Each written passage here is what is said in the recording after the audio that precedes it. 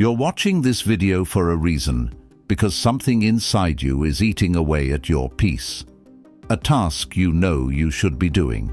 Yet every time you think about it, your mind throws 1,000 excuses at you.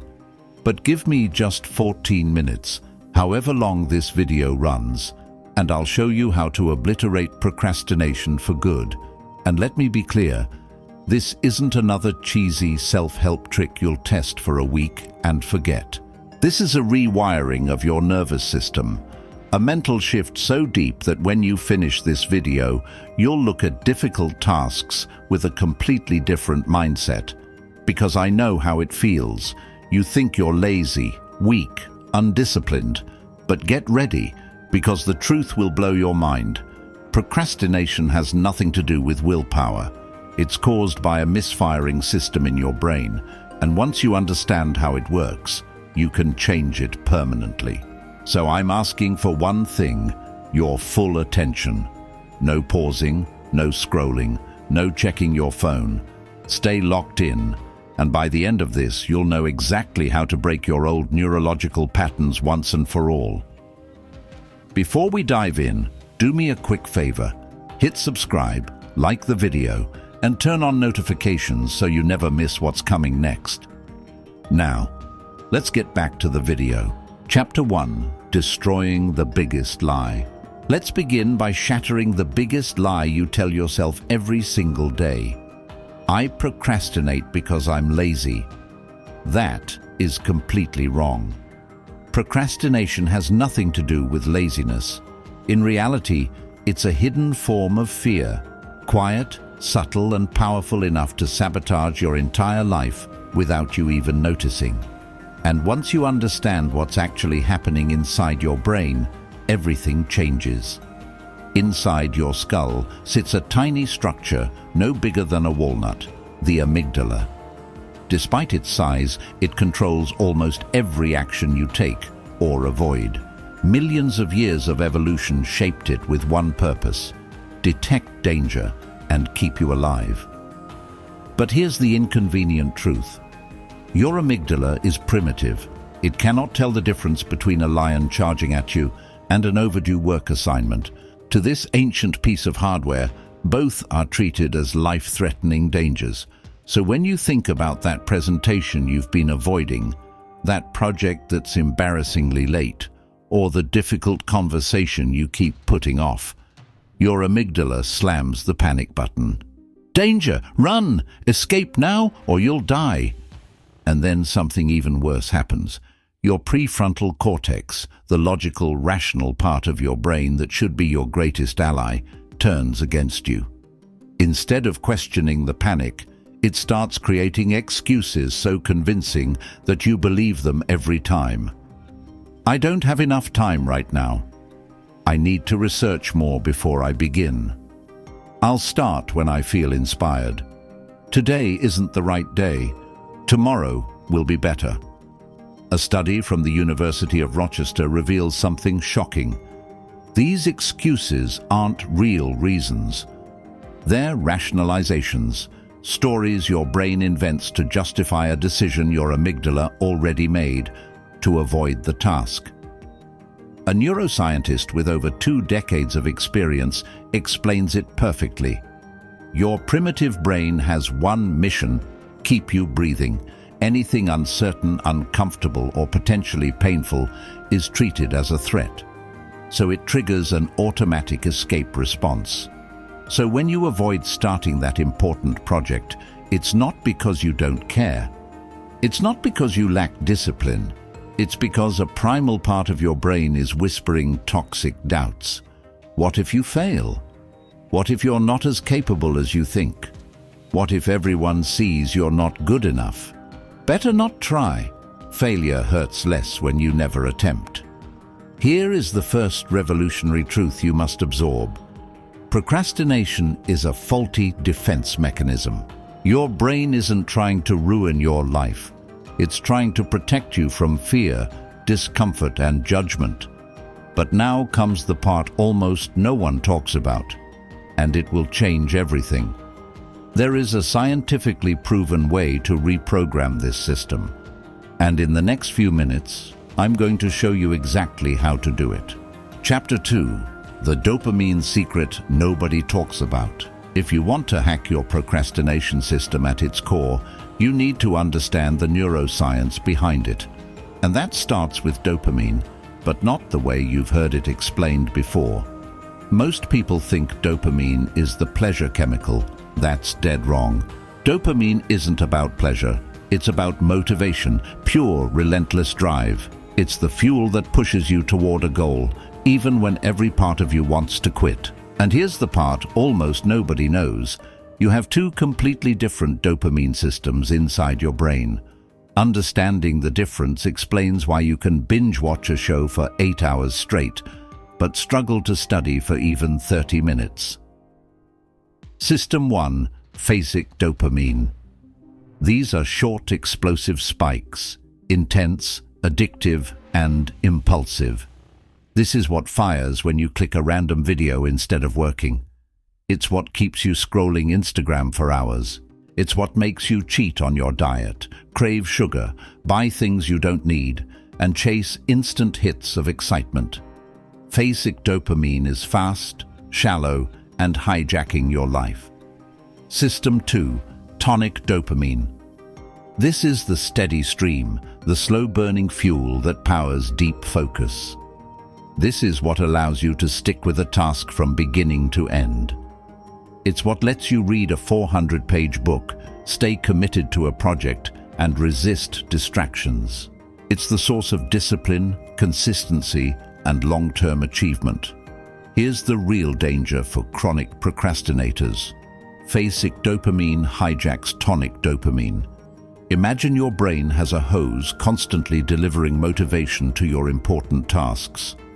But every time something instantly stimulating appears, notifications, memes, videos, someone shuts off that hose and uses all the water somewhere else. A Stanford researcher who has spent over 10 years studying neuroplasticity explains it perfectly. The modern brain is bombarded with stimuli engineered to hijack our reward system. Social media, games, videos, notifications, everything is optimized to create phasic dopamine spikes. And every time you give in, you're literally retraining your brain to crave instant gratification instead of deep, focused work. This is why your motivation feels broken. Chapter 3. Naming your fears. Pause for a moment. Think about the task you've been avoiding, the one sitting in the back of your mind like a weight. Now be brutally honest with yourself. What's the fear hiding behind it? Are you afraid you're not good enough? Afraid you'll discover you're not as capable as you believed? Afraid you'll start, but won't be able to finish? Or is it the fear of being judged, criticized, or exposed? Whatever it is, name it. Write it down. And there's a reason I want you to physically write it.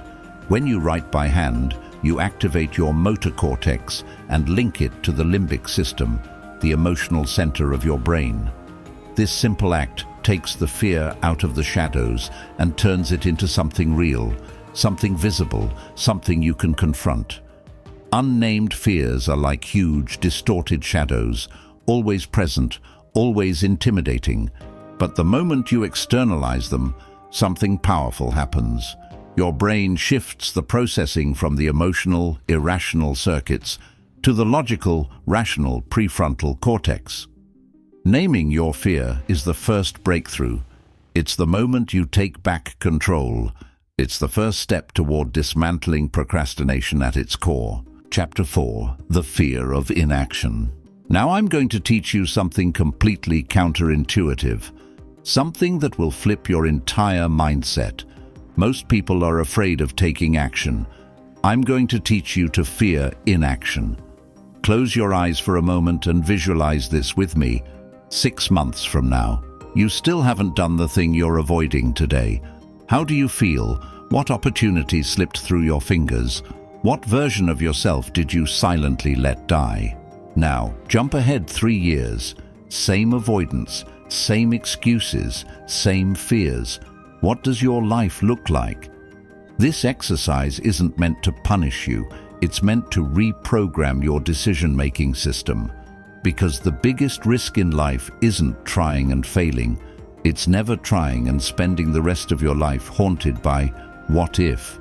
Your brain is designed to avoid the small, immediate discomfort of getting started, while completely ignoring the massive long-term pain you're creating: regret. But once you train your mind to fear inaction more than action, a powerful shift happens. Suddenly, procrastination becomes more painful than taking the first step. And that's the moment everything changes. Chapter 5: The Dopamine Game. Your brain runs on a handful of dopamine-driven pathways. Pathways that control your motivation, your focus, and your ability to pursue anything meaningful. But here's the problem.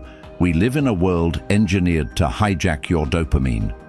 Every notification, every video, every tiny distraction steals the fuel you need for real progress.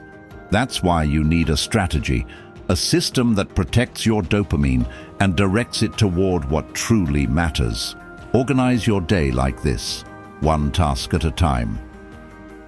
Write down one important challenge you must complete today. Your brain cannot sustain tonic dopamine for multiple goals. Focus divided is focus destroyed.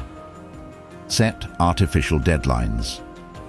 If you think a task will take 4 hours, give yourself 3. Controlled pressure sharpens your mind, increases urgency, and boosts efficiency. Choose your reward before you start. Pick something you genuinely enjoy, but only allow yourself to have it after you finish the task. This creates a powerful dopamine loop where effort becomes linked to reward. Remove every distraction. Put your phone in another room. Close all unnecessary tabs. Turn off notifications. Your brain can't win the dopamine game if it's constantly being attacked by microstimuli. And remember, a reward only works if it's intentional. Netflix isn't a reward if you already watch it by default. Scrolling social media isn't a reward if you open it every time you're bored. Turn fun into something earned, not something automatic. When you do this, the work becomes more engaging, and the reward becomes intensely satisfying. But there is one hidden enemy that can destroy this entire system: perfectionism. Chapter 6: The Hidden Enemy, Perfectionism. Most people assume perfectionists are highly productive. But in reality, perfectionism is one of the biggest killers of action, and it disguises itself as logic. It whispers things like, "I shouldn't start now. I have an appointment in 2 hours. I need to feel inspired if I want to do a good job. The environment isn't ideal. This isn't the right moment." These thoughts sound reasonable, but they're traps. The truth is simple. There is no perfect moment. There is only the moment you choose to begin. That's where the imperfect minutes rule comes in. Commit to doing just 2 minutes of intentionally bad work. No pressure, no expectations, no need to do it well. Just start. Why does this work? Because your biggest obstacle isn't doing the task perfectly. It's overcoming the inertia of starting. Once you begin, momentum takes over. Continuing becomes dramatically easier. And here's the best part. Your perfectionist brain can't make excuses against work you've already accepted will be imperfect. The moment you lower the standard to just 2 minutes, you break the spell of perfectionism and action becomes effortless. Chapter 7: The Power of Environment. Let me tell you a truth most people ignore. You are not stronger than your environment. If your desk is cluttered, your room is a mess, and your phone vibrates every 60 seconds, you've already lost the battle before you even start. Procrastination isn't always a mindset problem. Often it's simply a reflection of the environment you've placed yourself in. If you want to change your behavior, change your surroundings. Create a space designed for action. Clean, minimal, free from distractions. A space where doing the task becomes effortless and avoiding it becomes difficult. Make the action inevitable. If you need to write, keep your laptop open to the page you need. If you're studying, leave your materials ready and visible. Reduce friction for the things you want to do. Increase friction for the things you want to avoid. Put your phone out of reach. Use website blockers. Remove distracting apps from your home screen. Hide shortcuts that steal your attention. Remember this rule: your brain always follows the path of least resistance. So design your environment so that the easiest path is the one that leads to progress. When your environment supports your goals and obstructs your distractions, procrastination loses its power. Chapter 8. The Rule of Clarity. Procrastination isn't laziness. Most of the time it's confusion. You don't start because you don't know where to start. The task feels like a massive, shapeless monster.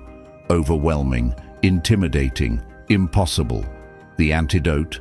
Clarity. Break the task down into pieces so small it feels almost laughable. Not write a book, but open the document and write the title.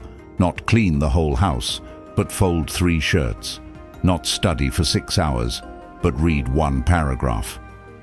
This method triggers something powerful in your brain, the Zeigarnik effect. Your mind hates unfinished tasks. Once you start, even in a small way, your brain creates an internal tension that pushes you to continue until the job is done. Don't wait for clarity to magically appear. Create clarity by breaking the big into tiny, manageable fragments. When the steps are crystal clear, action becomes effortless. Chapter 9. The Energy Cycle. Have you ever noticed you procrastinate the most when you're exhausted? There's a reason for that. Your brain uses 20% of your body's total energy. When your energy drops, your brain automatically chooses the easiest, least demanding activities. So remember, energy isn't a luxury. Energy is a strategy. Sleep well. No technique on earth can compensate for poor sleep. Move your body. Exercise boosts blood flow, sharpens focus, and elevates mental clarity. Eat intelligently. Stop relying on sugar spikes and caffeine crashes to survive the day. Respect your natural rhythms. Are you strongest in the morning? More focused in the afternoon? More creative at night? Schedule your hardest tasks during your peak window, because here's the truth. If you don't manage your energy, it doesn't matter how many productivity hacks you know. Your body will always overpower your exhausted mind. Chapter 10. The Contract with Yourself. Procrastination thrives on a lack of commitment. You say, "I'll do it one day," but one day is never today. The solution? Make a contract with yourself. It can be simple. Write the task on a piece of paper. Sign it. Make it visible, or take it further. Tell someone you trust. Admit it publicly. Create real consequences for failing to act. Commitment transforms vague intention into concrete obligation. And here's the magic. When you put yourself in a position to honor your word, your identity starts to change. You stop being someone who procrastinates and become someone who delivers, no matter what. Chapter 11. The Warrior's Identity. Ultimately, overcoming procrastination isn't about hacks, tricks, or shortcuts. It's about who you choose to become. Miyamoto Musashi, the legendary samurai, didn't wait for motivation to strike. He acted because action was his identity. You don't need to be a samurai, but you do need to embrace your daily battle. Every time you act, despite fear, despite doubt, despite the urge to postpone, you forge the warrior identity within yourself. And slowly, day by day, procrastination loses its grip until it's no longer a habit, just a distant memory. If you've watched this far, I deeply appreciate your time. I also invite you to watch the next video on your screen. I promise it holds lessons that can take your growth even further. Be present, walk with honor, follow the path.